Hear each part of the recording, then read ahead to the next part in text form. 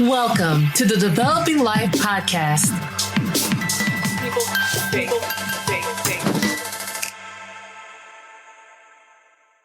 Welcome to episode 15 of the Developing Life Podcast. As we grapple with complex global challenges, the world is yearning for deeper connections and more meaningful actions. How can we utilize creativity and strategic insight to mobilize real societal change? Today, we are thrilled to host Heidi Hackemer, a renowned provocateur and problem solver known for her fearless approach to injecting more humanity into systems. As the founder of Wolf and Wilhelmine and the Creative Alliance, Heidi has advised top global companies like Nike and Google and has tackled pressing social issues through innovative strategies. Heidi's commitment extends to her personal activism, particularly towards indigenous causes, as her role as an advisor to the Thunder Valley CDC of the Pine Ridge Reservation. She shared her insights at prestigious forums like the MIT Media Lab and the Elemental Accelerator Conference. Join our host, Heather Crank, as we delve into Heidi's journey and explore the intersections of strategy, creativity, and social responsibility. Thank you so much, True. Hello, Heidi. Hi, Heather. How are you? I'm great. It's wonderful to have you here. I first learned about you from my friend Cassandra, who discovered you at South by Southwest. And she loved your talk so much that she said, you have to get this woman to come out to Bend Design. And so I started investigating you and, well, not investigating, but learning about you. Investigating is a little weird. Not stalking, but, It's okay. Learning. It's all right. And I came across your YouTube video that spoke about leaving your job in New York and then going out. I'm seeing, see if I can remember this, into the Badlands or out into nature. Mm-hmm. I would love to hear you talk about this experience. It was so beautiful and profound. And I immediately wanted to connect with you. Yeah, sure. First of all, thank you for having me, Heather. It's awesome to be here. Let's talk about that. So I was 31 years old. I was living in New York City and everything was fucking fabulous. It was a great life. I was working at an agency called BBH with amazing people. We had just launched Google's biggest campaign. It was like their launch campaign, when they launched Google Chrome. I was the strategist on that campaign. The campaign was global. I was flying all over the world. And one day I was sitting at my desk and this voice popped into my head that said, buy a truck and drive around America. And it was just this really strong intuition. And within a month, I had quit my job, packed up my apartment, bought a Ford F-150 and started to drive. Now, this is before Instagram van life. Okay, so this was not pretty. It was not cute. You would see other people who lived on the road. We would call each other road rats. Like there was nothing fab about this. You would duct tape things together. There's a lot of duct tape when you're living in a truck. There's to leaks and everything like that. And so for about 2 years on and off, when I would run out of money, I would put the truck at a airport and I'd fly back to New York and freelance, but then I'd go back to the truck.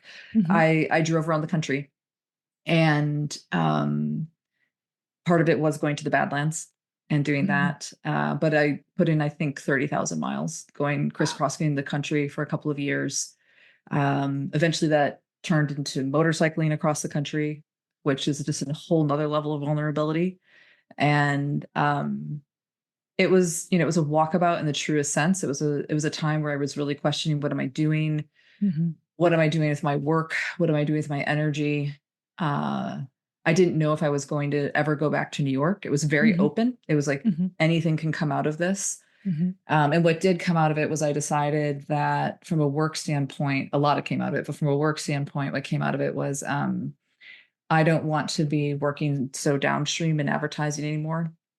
I want to go further upstream, use the tools of brand and brand strategy to work with companies to help them understand who they are and how to better activate it. Because my theory of change was, if we are going to make things better in the world, we really need to change the players in capitalism and get them operating in better ways. So out of that came me founding my brand strategy shop, Wolf and Lamina. I love that story so much. I love it. So when you were out in the Badlands, what do you think was your most challenging moment, and what did you learn from that? I was being challenged actually more driving through the American South. And that was the first time where I really realized how divided the country was becoming. This was during the Obama Mitt Romney election, which feels so quaint now compared to what we're dealing with these days. But I remember tuning into local radio stations because something that I was really fastidious about on the road was taking in local media. So when I would stop somewhere, I'd read the local paper, always wanted to read the local op-eds to see what was going on in that community, and also tuning into local radio stations. And I think it was a big aha moment for me and also challenging was I'm driving around the country, falling in love with the country and falling in love with people and really being warmly embraced everywhere that I went. And then I would turn on the radio and there was such vitriol on the radio.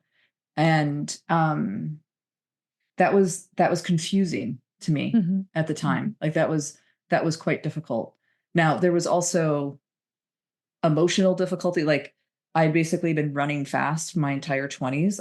There wasn't an assignment or an airplane or a meeting that I would say no to in my 20s. So I was dealing with profound burnout. That was making me question, what am I doing in my life? So there was also a lot of personal challenge going on as well, realizing that there was a way that I was relating to work that needed to change. There was some, as we all have to deal with, I think one of the great decisions we make as adults is, do we deal with our shit or do we act like it doesn't matter? And I was like, nope, you have shit. You have to deal with your shit. And then there was also just this cultural challenge of, wow, like there's some real anger in this country that I didn't realize existed living on the coast. True. So when you came back, like when you made the transition back and started your company, what was that like? And why did you choose to start a company? I actually started a company on accident. And I have to be very careful about this now because I just started consulting again and I have a feeling I might accidentally start another company. So what was happening was I was like, I love my freelance life. I love being untethered. I love doing this thing. My whole thing was like, I'm just going to like pitch projects and then assemble teams and then disassemble, and I'll go back out in the truck and I'll kind of live this like nomadic existence doing it that way because that really feeds my soul. But one of my Achilles heels is that sometimes I just fall in love with talent. I fall, especially younger talent. And I love teaching. I love mentoring. And there was some younger talent that I was like, I really want to work with these people, but I know that they cannot take on the instability of being freelance, that they need a home, they need a 401k, they need health insurance. It's not fair to put someone at that phase in their career. Because this is before where we are now, like where everyone's kind of doing their own thing. This is when this was a little less like where work was more structured. And so I'm like, well, okay, I'm going to hire my first employee and she's young. And it's not fair to ask like a 23-year-old to jump into freelance when she's never done anything like this before. I need to make sure there's a structure that she has a regular paycheck and health insurance and a 401k. And then it's like, well, we have one, we may as well have another one. And so it just kind of started like, and then it became real. So it was a little bit of an accident starting the company. Oh my God, I love it. Okay. So I think it was about this time that you and I were interacting a little bit more. And what happened to this company? Well, I got a weird phone call in 2015. It was a call from the White House, and it was the Obama White House, to be very clear. And first I hung up on them because like, hi, we're calling from the White House. I was like, yeah, fuck off. And I hung up the phone, which, oops. I love that. Oh, it was bad. I was like, oh shit. And then they called back and no, really, don't hang up. And so I started doing some volunteer advising for the Obama White House. And then when Trump got elected in 2016, all the Democrats, diaspora throughout the country, and some of them ended up at the Chan Zuckerberg Initiative. Mm-hmm. And so they invited me out there to build their engagement team. Mm-hmm. And so, left the company in the hands of the partners. Mm-hmm. But running a company is really difficult. It's super hard. And at the end of the day, everyone decided, you know what, it's the best, like, let's sunset the company. And that's the best for everyone involved. And I think, like, that's fine. I see people now. I remember before I closed my company, looking at people closing companies and being like, oh my God, like, how, I can't believe you're closing your company. Like, are you okay? Like, did something happen? But then sometimes it's just, you know what? It was a great run. It was good. And now it's time to move on to other things. And so I think, that was as difficult as it was at the time to close the company, because there was a lot of, I had a lot of investment in that company. In retrospect, I am so glad we closed the company. And I'm so glad that I was able to move into the next era of my life. Right.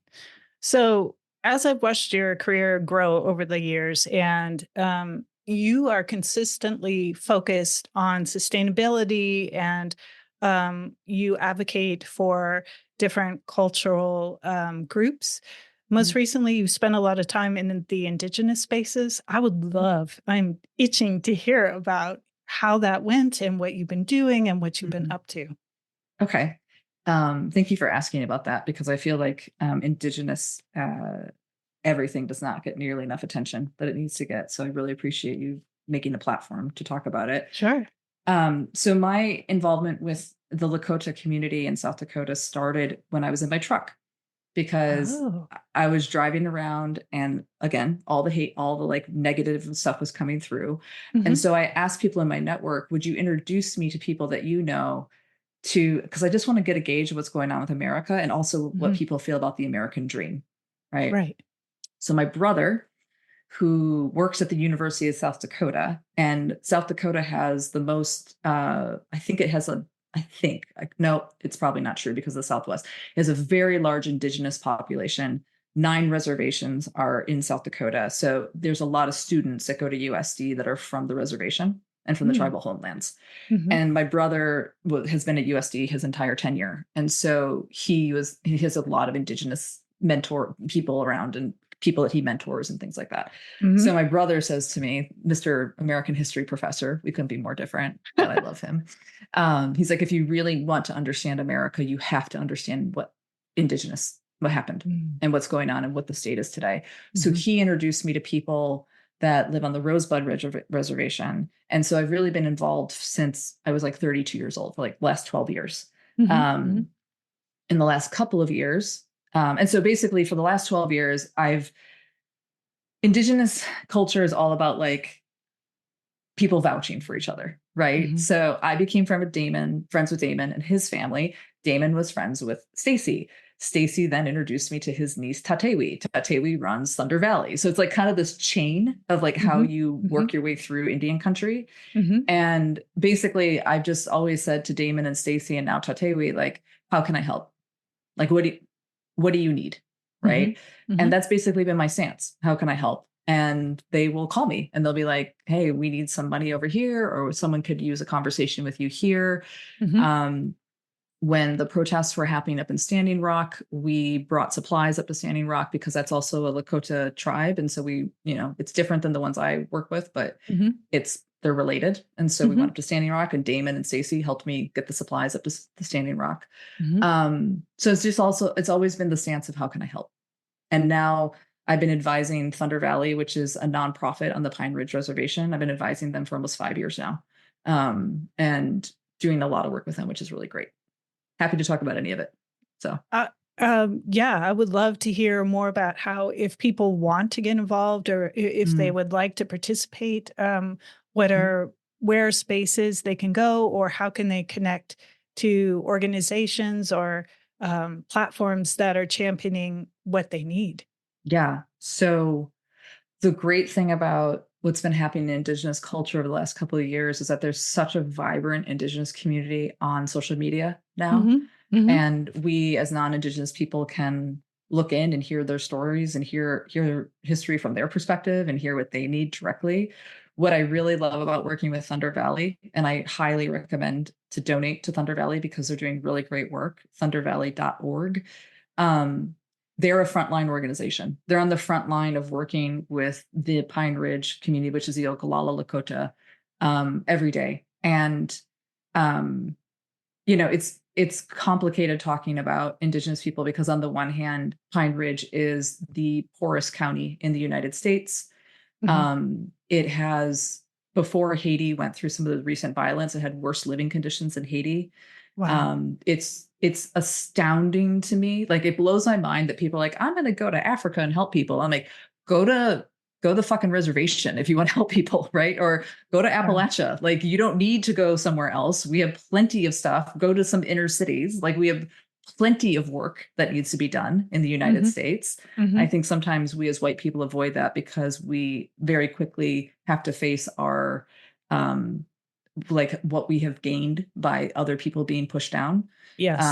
And so it's much easier for us to go somewhere else and then fly away versus saying, like, I'm literally going to go down the street or to the next state over and recognize that, like, what these people are going through is because I benefited.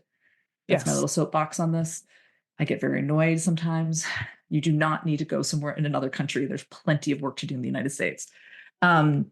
So Thunder Valley is frontline in those Oglala Lakota. I mean, when you look at addiction rates, life expectancy, health outcomes, really dramatically bad place. And housing, it's just tough. It's a really tough place. But then on the other side, and I want to make sure that we don't just like poverty porn people because that's a really shitty thing to do. On the other hand, you have this amazing culture. You have people who literally, the Oglala is the tribe of Crazy Horse who fought Custer at the Battle of Little Bighorn. This is the tribe, the Lakota, who white people call the Sioux. This is the tribe that was one of the most resistant tribes to the U.S. government and fought them the hardest. Oglala Lakota is where the occupation of Wounded Knee happened in the 1970s. So there's a lot of activism in this community. They're kind of like the hardcores of the Lakota world and of the Indian world, indigenous world, excuse me. And so there's a lot of power in this community. The culture is incredible. The wisdom. I think it's really funny. You walk into sustainability spaces and all these sustainability practitioners are like, I have an idea.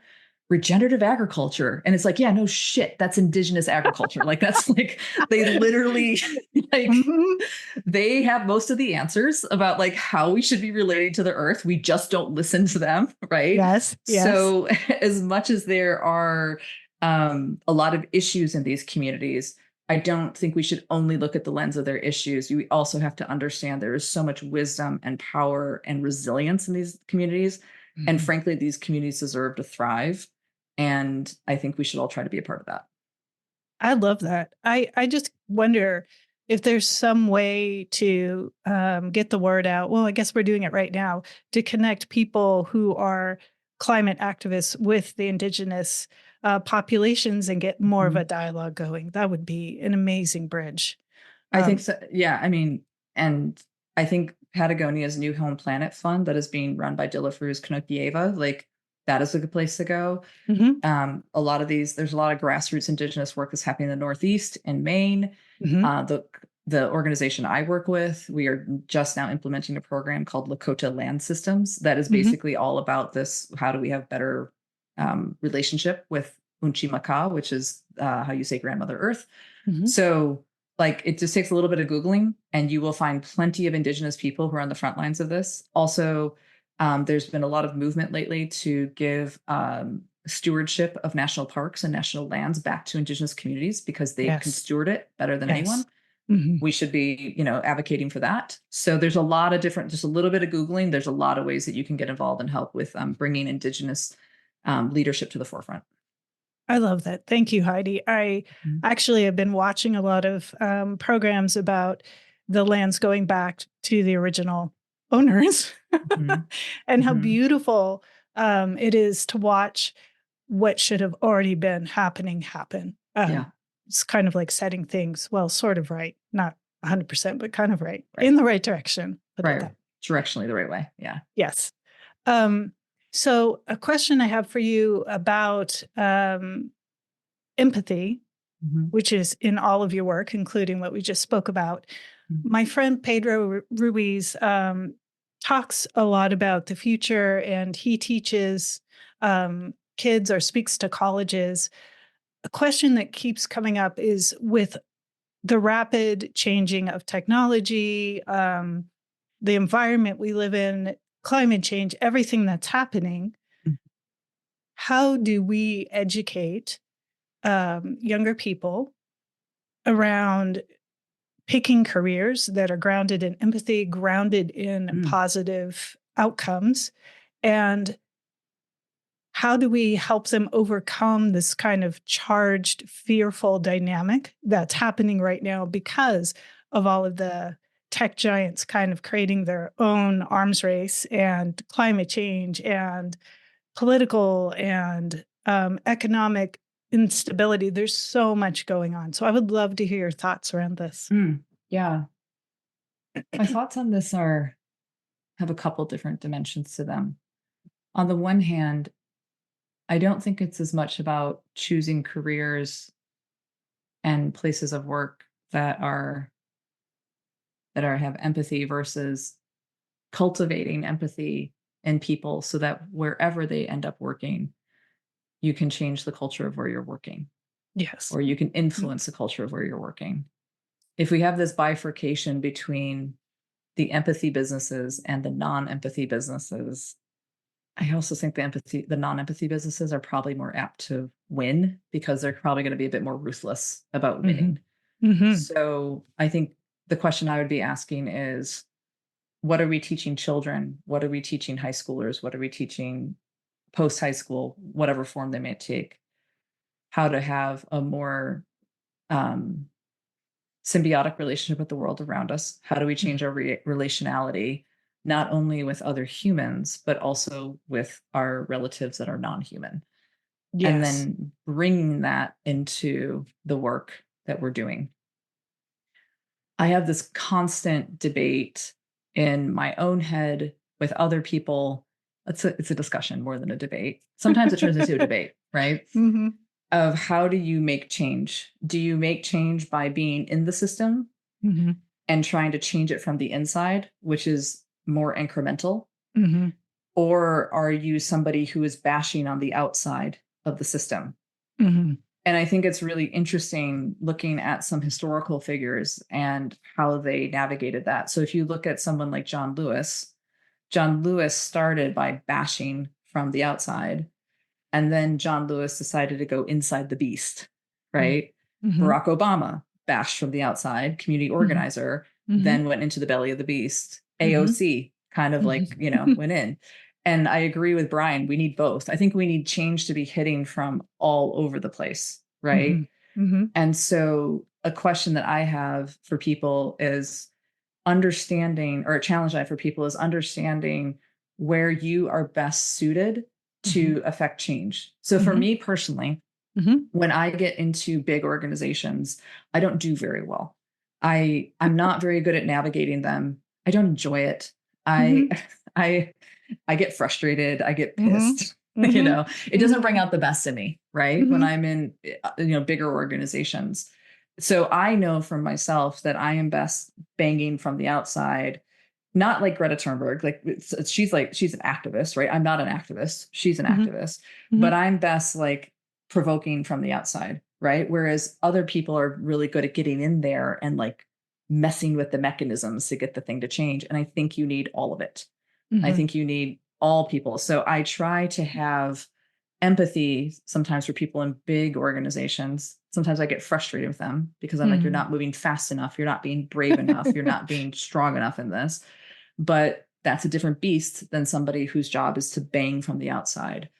And so I think another thing that we need to think about in this era of like, how are we training up people to affect change, infusing as many people as possible with empathy and relationality, but then also accepting that change takes all different types, banging from the system from all different directions, and helping people find where they are best suited in that, as Ken just said, Ken, hi, it's so good. I'm so glad you're here. As Ken just said, the spectrum of change, where do you fall on the spectrum of change where you can be the most effective and the most powerful?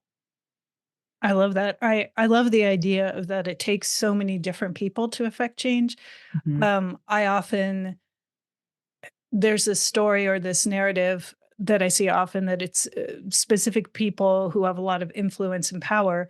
But if you look at history, that's not the truth. The truth is the biggest change usually comes from the ground up. Um, so I love that idea. If you are coming from the outside, how do you see yourself positioned in this particular fight? So right now, where I'm finding that I'm the most effective in the work that I'm doing right now, Yes. is I'm good at right now. The only people I work with right now are founders and executive directors and CEOs. That's it. And it's not by choice. It's that's actually who's incoming on me right now, are people that are in that position.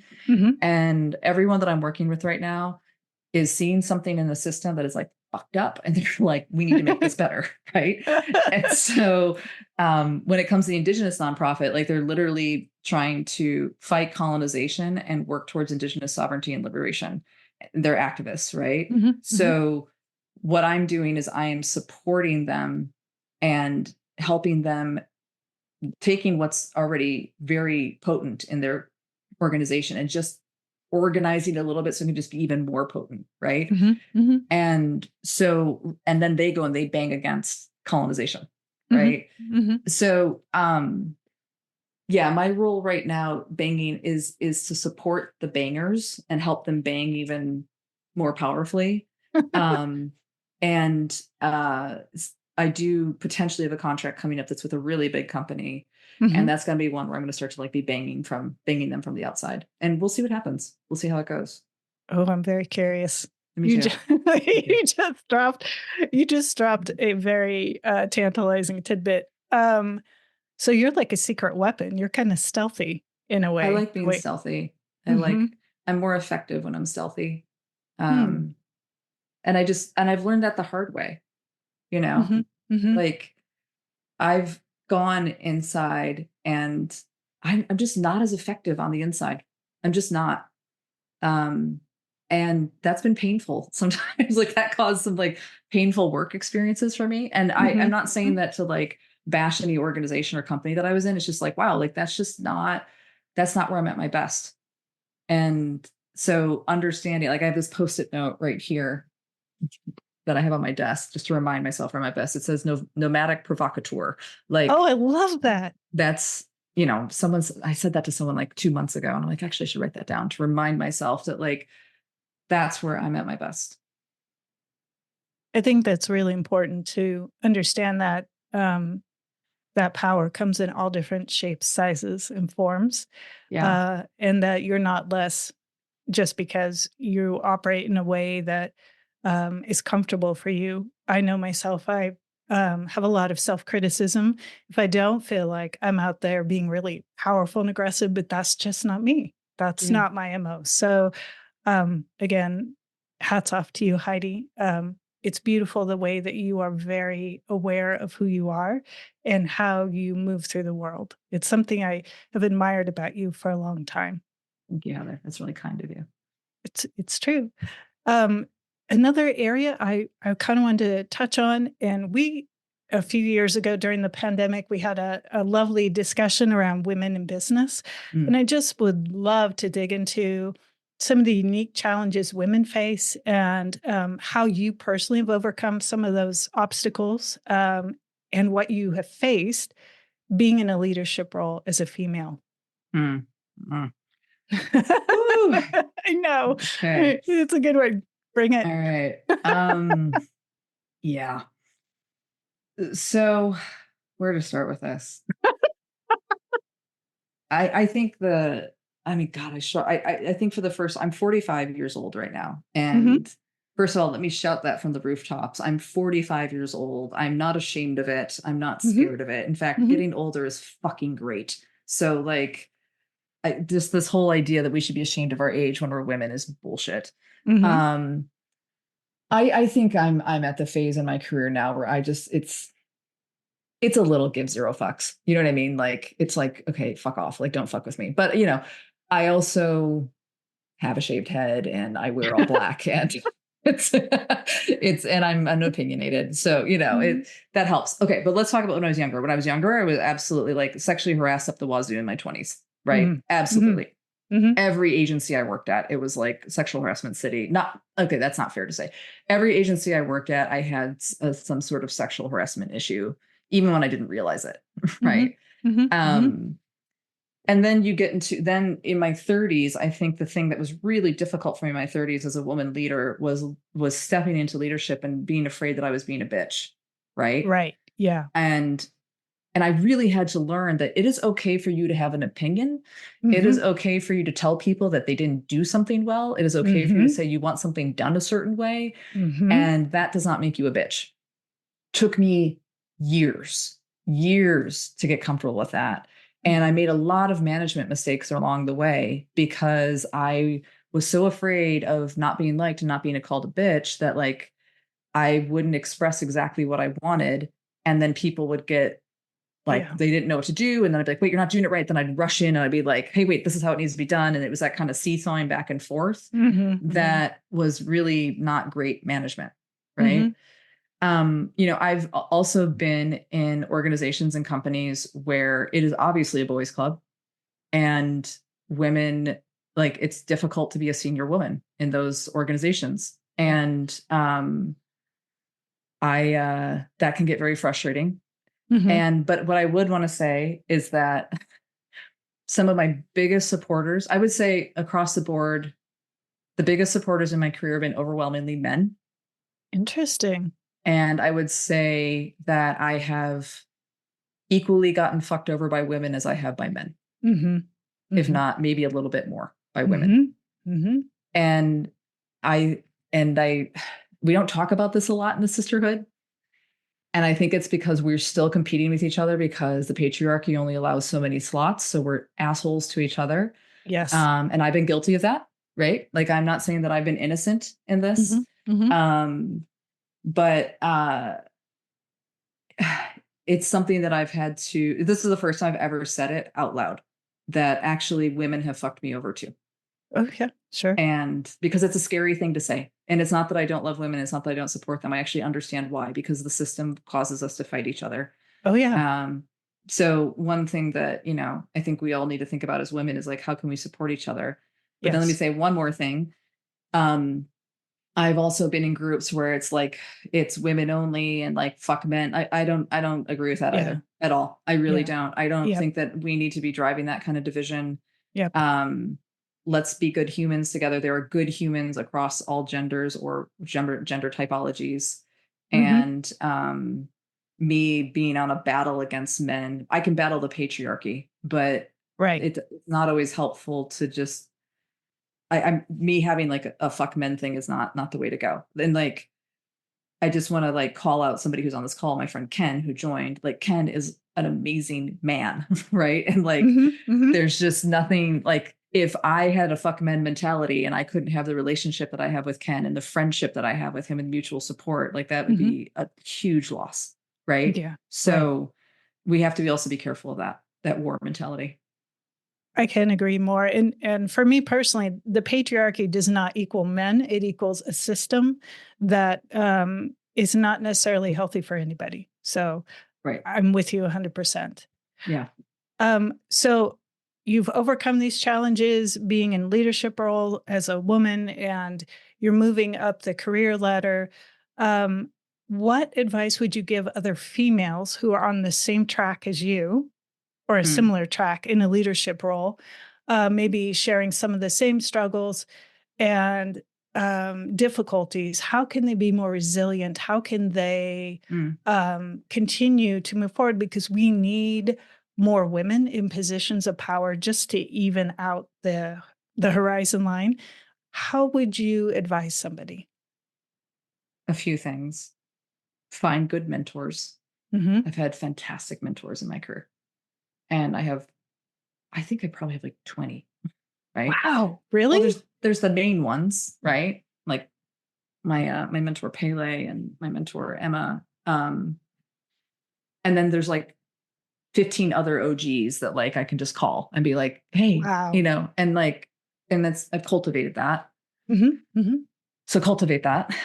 And then cultivate the rest of your network as well, as much as possible.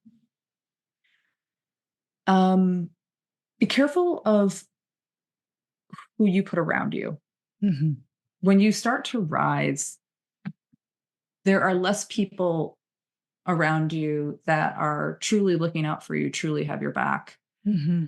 And it doesn't mean like be an asshole to people or be like suspicious, but my circle right now is probably at the smallest that it's ever been, but it's so high quality. Right. And I don't mess around with people that might be messing around with me, like, and I've learned to trust that spidey sense of like, I don't know if I can trust this person. I don't know if they're the best person to have around. Instead of me saying, no, Heidi, you're wrong. I've realized like, no, actually, you should listen to that. Like maybe that person doesn't deserve your time and energy. And so it's not about being like hateful and spiteful to people at all. Like it's all love. Right. But there's only so many people that you really, really let in. Or you really, really let get close and you really trust. And it took me a while to understand that. Yeah, me too. I understand that completely. Yeah. So how do you cultivate your network now? Yeah. Well, it's kind of cool because this happened to me today. Like one of my old friends, my loves people, right? She's like, you should meet this guy. And I'm like, yeah, okay, cool. So like, and then I meet him and I'm like, he's fucking awesome. Right. And so what starts to happen is like those good people that you really trust, they connect you to quality people. So again, I'm sorry, Ken, keep putting you on the spot here, but like Ken was introduced to me by my friend Stacy. Stacy's like she's my people. Right. Right. And so if Stacy's like, you need to meet this person, I'm like, okay, of course. Right. And so I think and then you need to do that for other people too. So for me, that's like a really easy cheat. Like if Colleen says I need to meet someone, or Stacy says I need to meet someone, or now if like Ken says I need to meet someone, it's like, of course I'm going to meet that person. Right. And I think we know the people that I flow with are like, it's important that good people meet good people. And so those connections just start to happen and start to flow. So that's probably the if I'm being honest, that's probably how my network is being cultivated right now. That's beautiful. I love that. Yeah. Okay, so we are almost at the 45-minute point. So I'd like to invite our audience to drop any questions that they have into the chat. And in just a little bit, I will invite you to turn your camera on if you would like to speak to Heidi directly. So I'm just going to give people just a second to see if we have any questions here. Yeah, and I haven't been paying attention to the chat at all. So if you asked a question in the chat, like I didn't see it. So. Yeah, I'm checking right now. Oh, okay. I've got Milka. Milka, go ahead. Hi, I'm not going to turn my camera on if it's okay. Completely fine. I'm in the process of getting a haircut. And Heidi, I love your haircut. When I gave birth to my first child, that's what I did. I cut it so short and I loved it. It was free. Really good. Yeah. Yes. I wanted to touch base on the fact that first of all, I'm glad that you mentioned about your leadership, about the women that were in your life. And I want to say that how I'm glad to see that women are more supportive of each other. The culture is changing, thank God. It is. And women are very nurturing. They're if you find good mentors, they're amazing. You're lifted. So I very much believe in women leadership, provided that we toss out that 80s attitude of women being caddies. So if we toss that out, I think we're in the right track. Second of all, what I want to say is this ageism. I'm somebody who's constantly keeping up with technology, constantly learning, constantly upgrading myself. And I feel like, wow, I'm just gaining more and more experience and knowledge. And what a fantastic asset and value I can offer.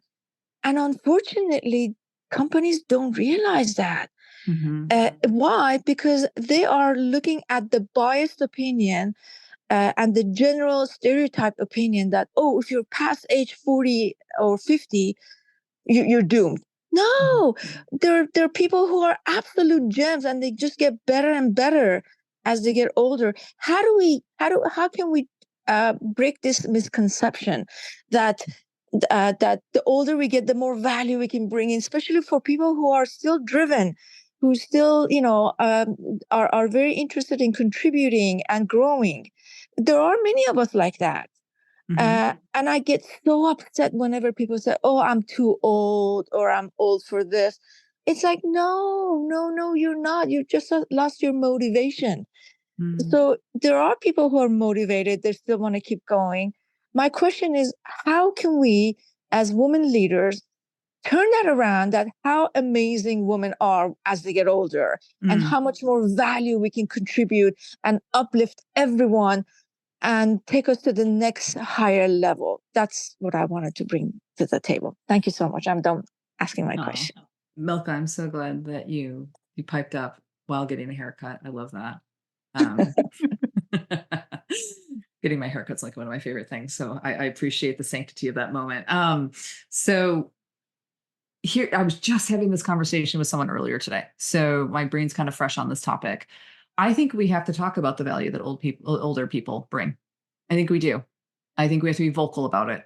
And I've certainly been vocal about it in the last few months as I've started consulting again after coming off of Oatly, where the conversation that I've been having with people is like, yeah, I've pretty much seen it all and I will get shit done.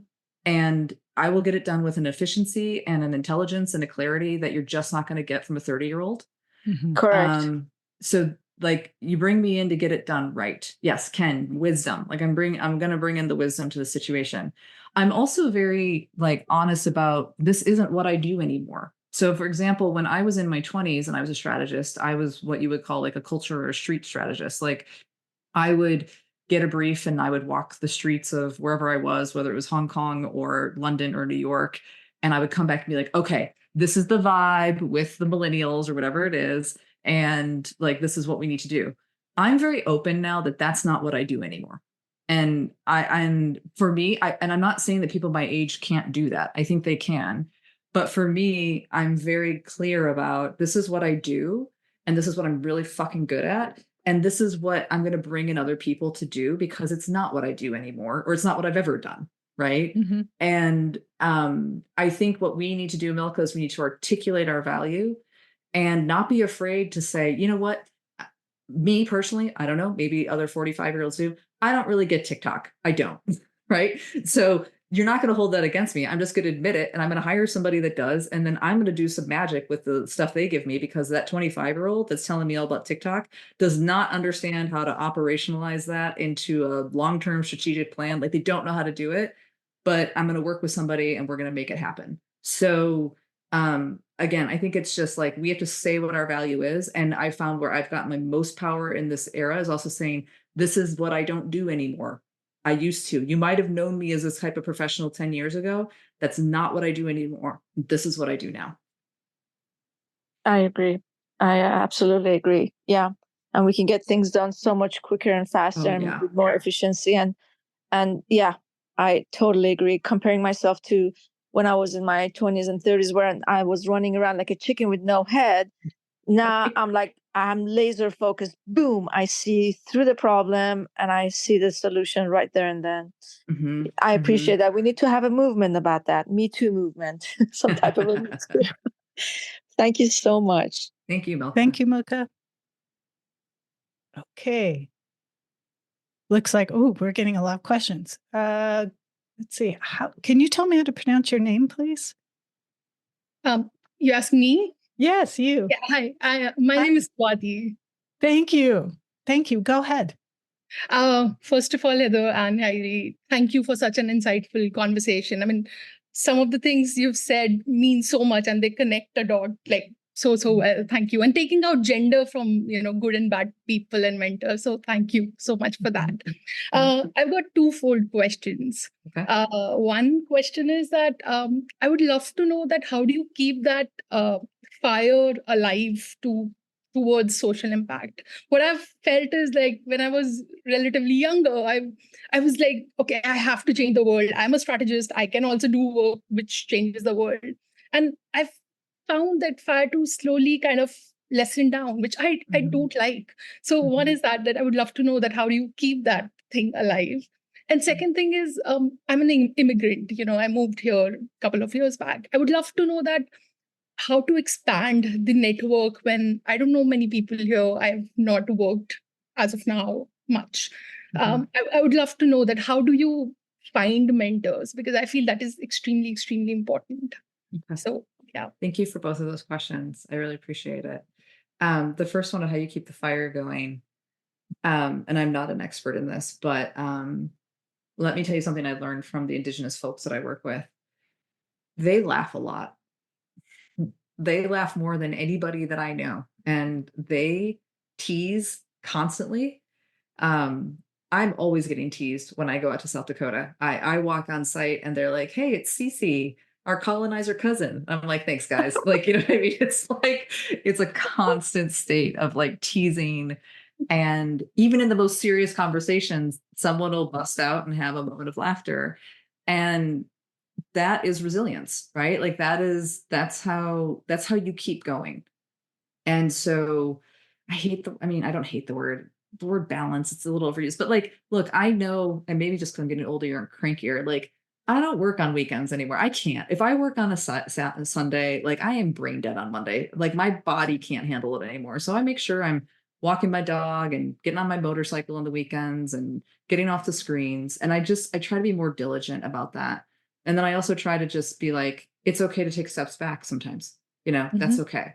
So you don't always have to be a warrior. Warriors need rest. For your second question about how to build a network, I find, especially when I'm going into a space where I don't know a lot of people, I will meet one person. I'll say, "Could you introduce me to a couple of people that you think I should talk to?" And then the network, and just keep asking for introductions. And that can be really helpful. Now, make sure when you show up for those introductions, you've done your research, you have good questions. So you're somebody that I want to introduce you to somebody else. Like I know you're not going to waste their time, right? But asking for introductions is always good.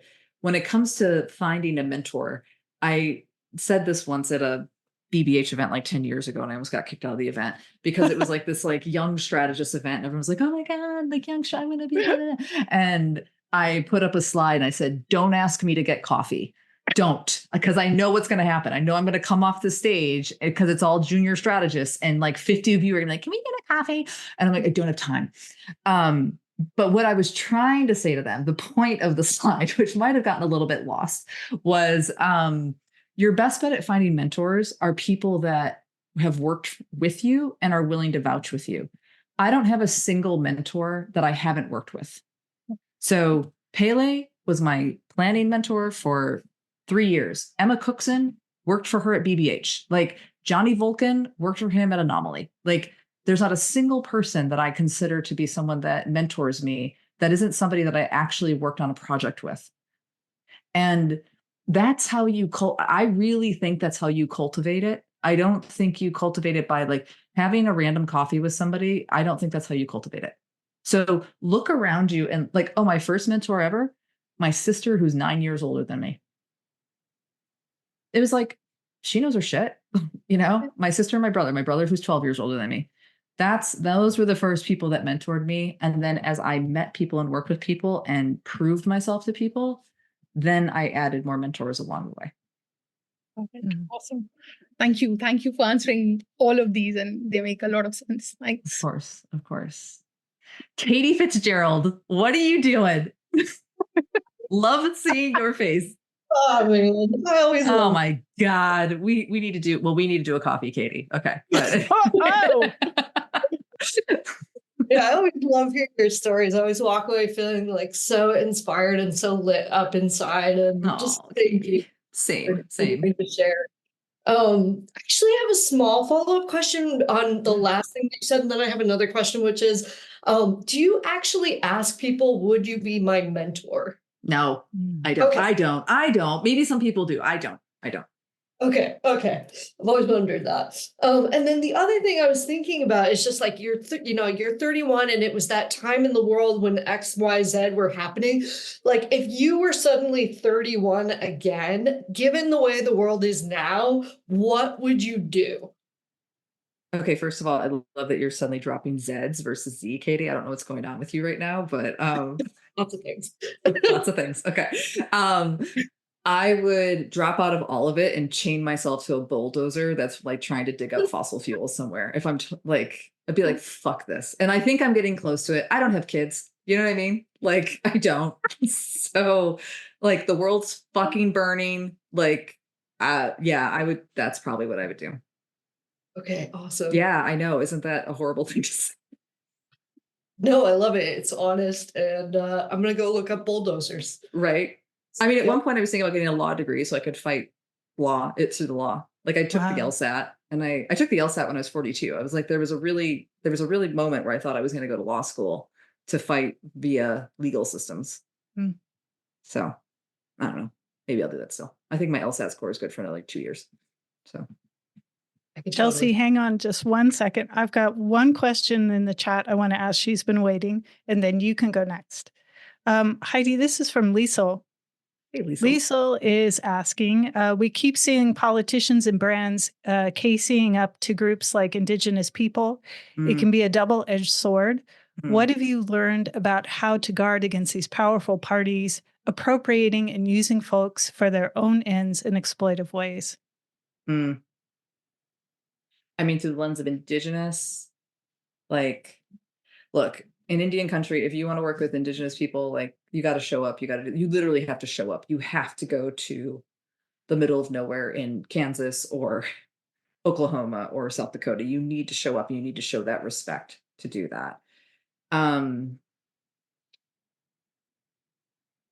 mean, indigenous people are pretty savvy about being appropriated, like by corps and politicians. Like they know what's going on. Like they're not stupid at all. So sometimes it's like if they're letting it happen, it's because they're getting something out of it, because they need resources, or they need the power. They need something, right? They need something to come out of it. So I tend to trust indigenous people. Like if the partnership's good for them, then there it is. That's enough for me, you know. But if they're rumbling about it in the background, then I'm going to pay attention to that too. Yeah. Okay. Thanks, Heidi.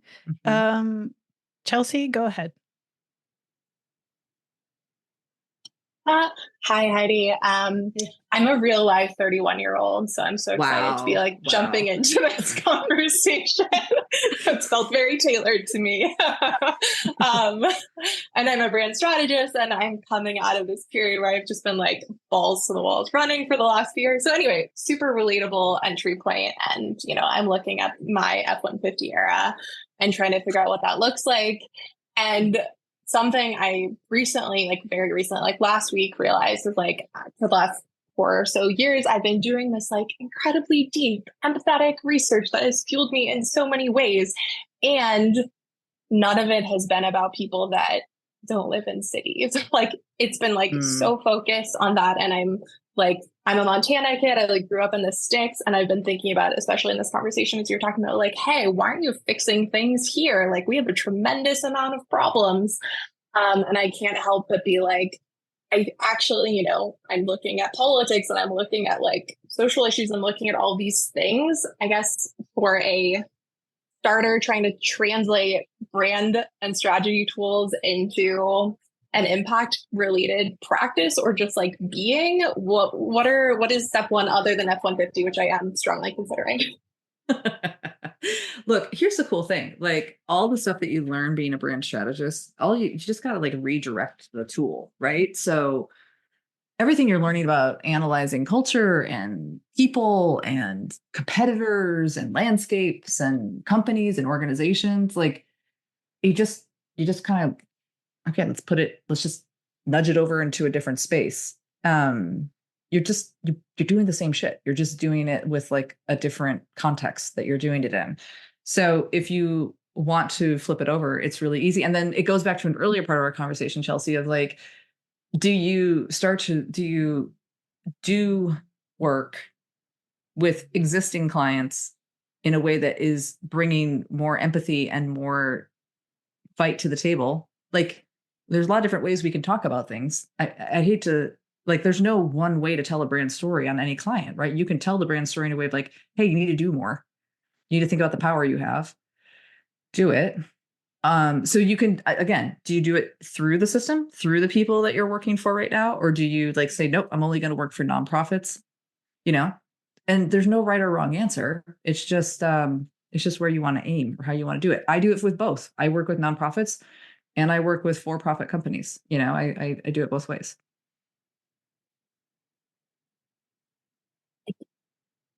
Thank you, Chelsea. Okay, so we just have a few more minutes left here. I want to be really respectful of Heidi's time. If anybody else has any questions, and we've got 5 minutes left, so now is the time to either drop it in the chat or turn on your camera or your mic. Let's see what we got. Hi, Ken. Hi, Ken. Hey, great to see you. To be brief, I guess I'm reflecting on some of your responses, and I'm curious, what does your definition of community look like now?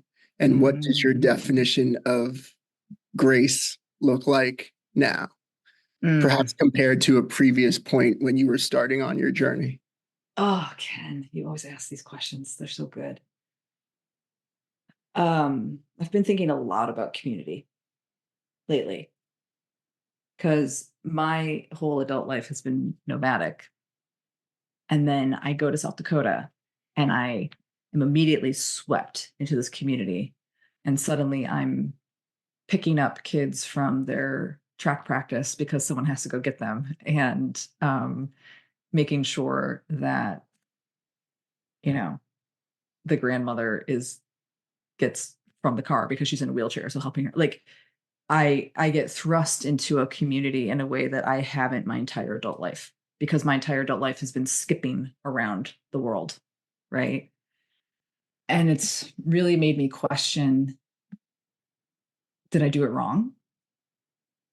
Like, should have I lived closer to my sister and my nieces and nephews so I was more integrated into their lives? I've really asked myself that question in the last couple of years. Should I really double down and join the library people here in rural New York, rural Pennsylvania? Like, what do I do? And I beat myself up about that over the last couple of years, that like maybe I was too vapid in the way that I designed my life. And then I started to give myself a little more grace. And I started to realize, like, okay, your community is all over the country. It's actually all over the world. How are you going to, what I was talking about a little bit earlier, tighten up the circle to the people that really matter, and then make sure you're taking care of them, making sure you're texting them and saying, hey, how are you? Thinking of you, sending them handwritten letters, whatever it is, showing up. Like, I'm really big on showing up right now. Like, if you're in my group, I'm showing up more. So community has changed in the fact that I think I used to have a very shallow concept of community. Like, I have a bunch of Instagram people and they're like putting cool comments. So like, yeah, community. Like, no, nope. And I think it's more, for me, community now is like, who are the people that I choose to show up for and who shows up for me, and making sure that that is tangible and not always done out of convenience, but because it's the right thing to do. And so that, I think that's changed for me. And then grace has really changed for me over the last couple of years, because I don't think it works if we keep fighting so much.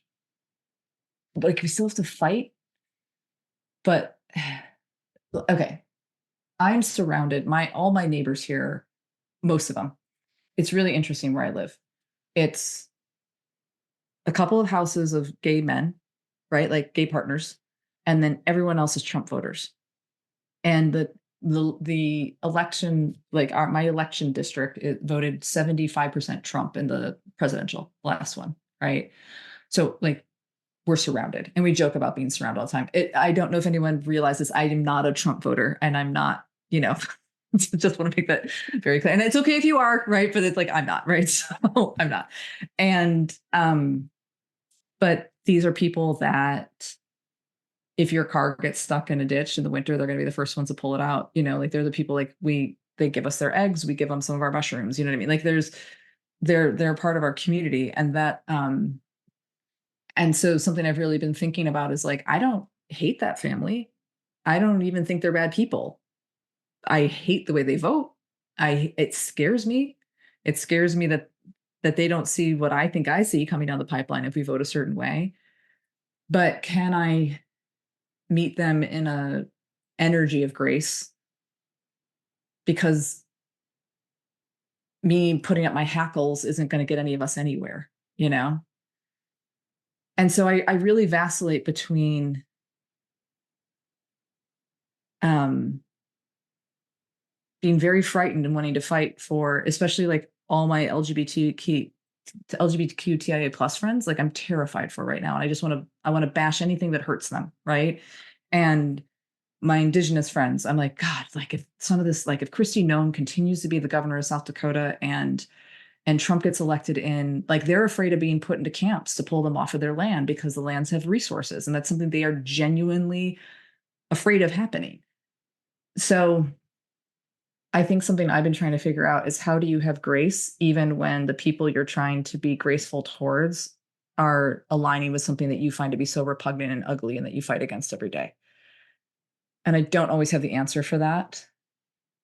But I don't think me being an asshole to my neighbors who I get eggs from, who like I really enjoy being with and who are having over for dinner in a few weeks, I don't think I don't think being dicks to them is the way that we get through this either. So I don't know, Ken. I don't know. There's so much non-black and white in this for me. So much nuance in this for me. I don't know. What do you think? You're better at this stuff than I am. You're much more eloquent about this than I am. No, it's a journey. I think I sit a lot with this idea of reckoning. I sit a lot with this idea of what we grapple with, how we grapple, like the communities in which we grapple and reckon. And I think love is like a part that has to underscore all of it, even the hard parts, especially the hard parts. Mm-hmm. Because I sit a lot with this notion of what becomes of resentment in our society. And yeah, I think love is an approach to take. Appreciate that. I appreciate you, Ken. Wow. That's the perfect place to stop. I love that so much. Heidi, thank you so much.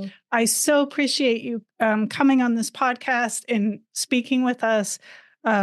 It's such a special gift that you give your time like this, and I'm very honored. Thank you so much. I'm honored that you let me dip into your amazing platform. Thank you so much to you and your entire team.